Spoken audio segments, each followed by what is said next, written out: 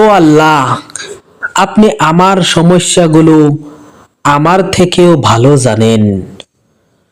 সুতরাং আমাকে ক্ষমা করুন এবং আমার জন্য যা ভালো তা আমাকে দান করুন। ও আল্লাহ, আপনি আমার সমস্যাগুলো আমার থেকেও আপনি ভালো জানেন। সুতরাং আমাকে ক্ষমা করুন এবং আমার জন্য যা ভালো তা আপনি আমাকে দান করুন।